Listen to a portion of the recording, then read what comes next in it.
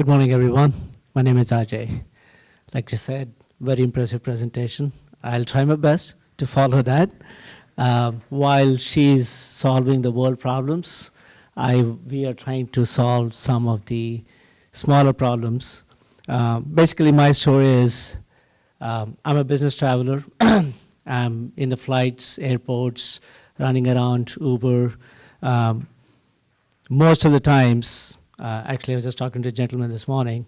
He said flying is not as glamorous as what people think it is, and experience that. On a flight coming back from Minnesota, sitting there trying to figure out, my flight was delayed. I'm sure there is a better way rather than trying to get a slice of pizza and trying to sleep on the couch there. So the idea was come up with an option or a feature where people will be able to network, people on the flight will be able to network, but more importantly, build a platform where we are trying to make business travel easy. So that's the whole idea behind Flight Club. So again, the problem is, and I'm sure you guys have run into this, you're rushing to the airport Monday morning, your flight is on time and you don't have much time to grab a breakfast. What do? You might end up paying $15 for a 3-hour salad on the flight, or end up eating pretzels, rush to your business meeting. So instead, what we have done is we are adding certain features where you will be able to pre-order food at the airport. You know exactly which restaurant, your favorite food, and that will actually get delivered to you at the gate. A couple of other features we are in the process of adding is duty-free shopping. I had the situation coming back from London. I forgot to pick up a gift for my wife. What do? Right? So instead of waiting in that line, and duty-free, typically the whole idea is most of the time you know what product you want from a duty-free store, so it's easier that you can actually shop it ahead of time and get it delivered to you at the gate. So again, the problem is, even though as a business you have to travel, even though if the world is more shifting towards what non-travel, I can say business travel is actually increasing. But how do we make it better? How do we make it smoother, where you don't have to have that tension of missing your flight, ending up eating stuff which you're not very happy about or impressed about. So a couple of things. One of the biggest feature what we have is a networking feature. That's how actually it started, where the idea is you actually get to see who else is on your flight before, during, or after, and you get to network. So this actually happened in another story, flying from here to Louisiana. The gentleman sitting next to me was an investor from London. We actually connected, and he said, hey, this is a great idea, and we're actually in talks about trying to invest. This is a market. Obviously, business travel is pretty huge. 457 million business trips logged. And if you see 553 million dollars spent at airports on food and other amenities. So where we are right now, the prototype is out. It's available as an app, both on Android and iOS. And you have different membership models based on to what level you want to leverage the app, leverage the platform.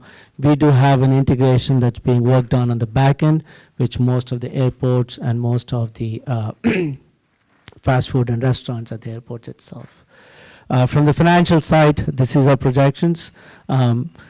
And just a quick note, yes, the projections ramp up pretty fast, and the whole idea behind that is initially we start with the networking feature itself, but as we are speaking, we are working on the food order feature, and that's where our biggest revenue component is going to be, is through the food orders. So that's why the revenue goes up quite significantly in year 2 and year 3. Where we are, again, at this point, the prototype is out. It's probably about 4,000 to 5,000 downloads. We keep getting good feedback.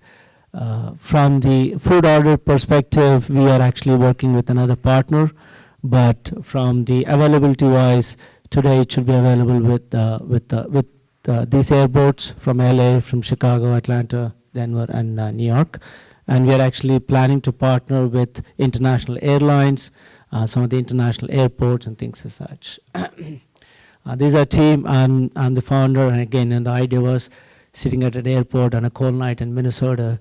I thought there has to be a better way for business flying. I have David, my marketing partner here, and then we have a development team out of India. Where we are at this point, again, we are looking for second level of funding. This is basically what our expectation is. And from a breakdown, the two big features is the product development, because right now one of the features what we are facing is actually working directly with the airports, building that back-end platform so that users can directly look up which restaurants and actually do the ordering through the app itself. And then, of course, going through the marketing and advertising parts.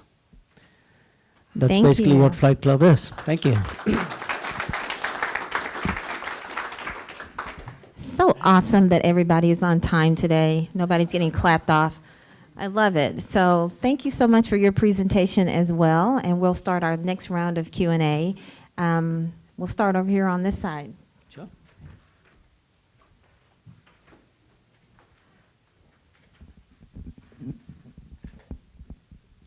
So thank you.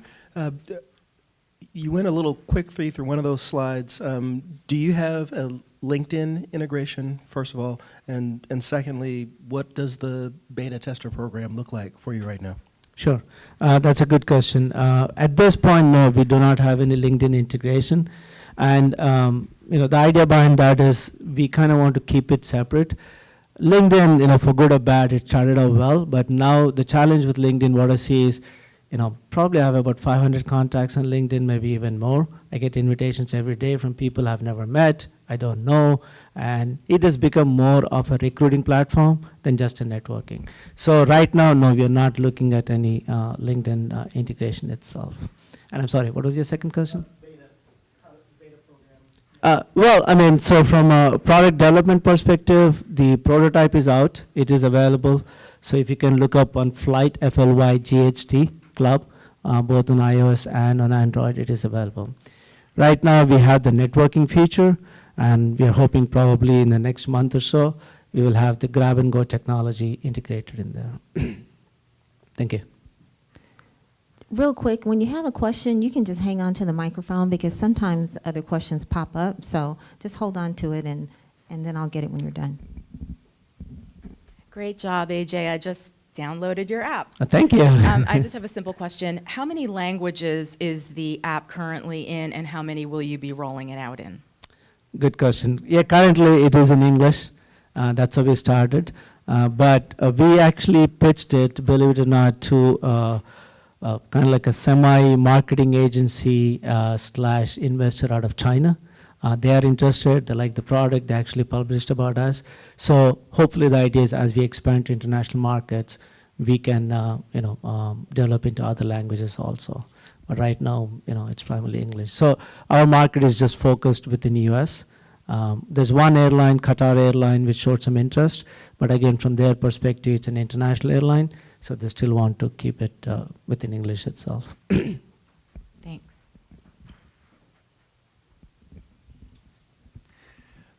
So first, I thought the first rule of Flight Club is you don't talk about Flight Club. But also, more seriously, so why did you, I'm curious why you are going for a subscription model instead of like maybe an advertising model. Did you consider that as well? Good question. And to answer your question, we always talk about Flight Club. But to answer your second point, one of the things what we really try to focus is keep it exclusive to business travel, not personal, not vocational travel. That typically is a good model for advertising. And secondly, business, these are the business folks who are traveling in and out on a constant basis, right? So this is a feature which helps them. It's not like, they download it once and use it and kind of done with that. So the idea there was instead of, but also, me, at least, my personal thinking is I don't want to be bombarded by a lot of advertisements. So again, just to try to limit it, clean, and end of the day, we have interacted, we have talked to a lot of business folks, and it's okay for them to pay $5-10 a year to get the app downloaded. So.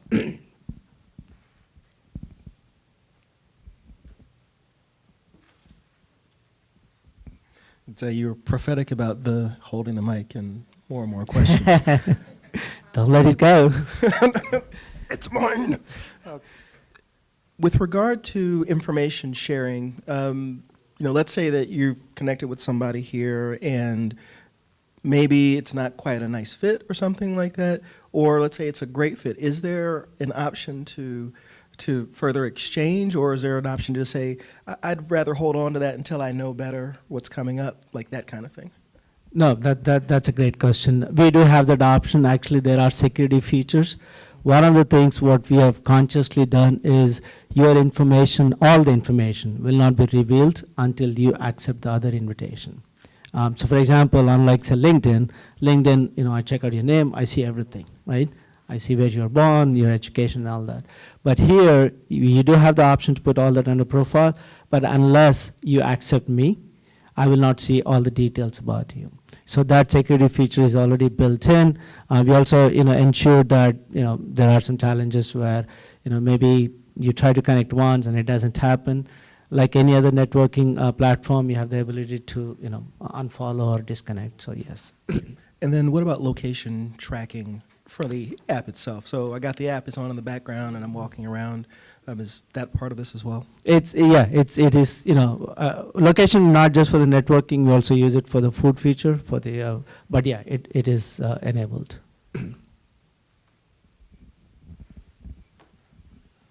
Good sounding app. I travel a lot as well, so yeah, that's.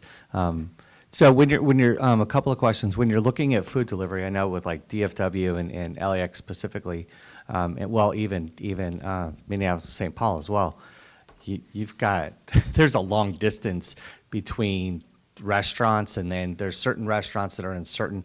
So when you do the grab and go, this is something to where they can get it from anywhere in the airport and get it to anywhere in the airport. Is there an issue with going in between terminals? Sometimes there's a timing issue like that. True. So to answer your question, yes, you can order from anywhere in the airport and get it delivered to any gate in the airport. As long as we have the platform set up, as long as the restaurants sign up, that feature is possible.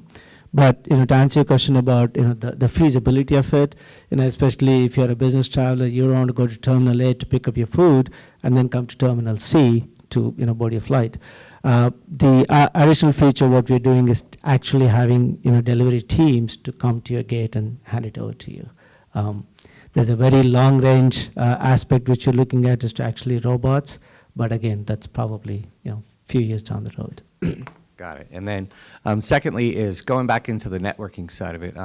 You said you weren't looking at integrating into some of the larger ones, specifically like LinkedIn. And I use LinkedIn probably for 40% of my business. And one of the issues I run into is I get bombarded by requests for other platforms. And without knowing anything about it, my typical response is to delete it, because then it just seems like it's another. I mean, most of those are difficult to kind of push the brand unless the brand is in your mind and it's recognizable. So a lot of times, those other platforms, you just kind of delete them because you don't really see the relevance, or you're nervous about having to research to make sure they are as secure as, say, like a LinkedIn. Sure. So it almost seems like it would be better to kind of piggyback off of that in the beginning to get Sure. some relevance versus trying to build it from day one. That's a good point. So two parts to it. One is we actually do use LinkedIn, and actually that's a validation platform for us. So what I mean by that is, because we want to keep it just business oriented, clean, we actually ensure that you actually have a LinkedIn profile, and that's one of the features you have when you sign up. You can actually use your LinkedIn profile to sign up. It automatically populates your profile. The second aspect, what we're trying to, again, we have not made a final decision on that, is do we want to integrate directly with LinkedIn as a company on their platform, like what you said, and when you go onto your LinkedIn platform, you might say, here is another way for you to network is Flight Club. We have seen both good and bad on that. Again, like I said, the downside is, you don't want to be in a flight, probably it's a 3-hour flight, and get bombarded by 50 other people trying to network with you, right? So that's a feature which we need to kind of figure it out, what works the best. But right now, we do have that option where you can actually sign up using your LinkedIn profile. Does it answer? Yeah, no, that's good, and I like the I like the sign in with your LinkedIn. I still think that there needs to be, being able to pull your connections Contacts. in. Yeah. So then you have a little more of a warm connection already True. through that aspect. Yeah, and again, we're not saying no to that at all. But right now, again, just trying to ensure that we have a feasible product, good feedback, go back and probably, incorporate in our next version. How does app knows who's in the flight? Is the flight manifest public? I'm sorry? I didn't How get you. does the app knows who is in the flight with me? That's a very good question. Is the manifest public? I'm nervous. No, actually, airlines are not legally supposed to share that information. So it's basically like any other networking app. So you and I download the app, and you put your flight information, which flight, which date, which airline, and things as such, and that is the connection between, two people who want to Okay, connect. so I have to voluntarily say that I'm in this flight. Yeah. And the way the app works is you download the app, you can actually scan your boarding pass, and it automatically populates all your flight information. And then again, like I said, if you have similar people on the same flight, I can browse through and see who else is on my flight, and then do that connection. So you're saying that your app can scan my boarding pass and Yes. get the information? Yeah, Okay. very much so. And we have that feature today. You Okay. can actually scan them. One thing what we're doing is trying to integrate with the airline apps itself. Let's be honest, today not everybody is using boarding passes, right? So you can actually scrape the information from the airline app and then populate that in the Flight Club. But to answer your first question, airlines legally are not supposed to share that information. Yeah. Okay, thank you. Yeah. So Gosha is going to have the last question from the audience today, and then I'll ask one question. But we do have an app for 1 Million Cups as well. It probably showed up in one of the slides earlier. So if you weren't able to get all of your questions answered, then please check in there, and I'm sure you'll find Ajay as a member, and you can continue the conversation on the app or from the app. Thank you. So you said that your app could get restaurants, you can pre-order your food and it would be delivered. Which restaurants have agreed to that, and how are you going to go about that process? Sure, that's a good question. Pretty much the way we are doing is we are actually building a technology in the back end, and we are using technology like delivery.com, which connects with the restaurants. Now, to answer your question, which restaurants? So there are a bunch of restaurants within DFW Airport itself who have signed up, and these are not just the fast food places. These are actually full-fledged dine-in restaurants who have signed up for that. But again, how we are going about is we are actually integrating with the technology on the back end where that is already populated, all that information is already there.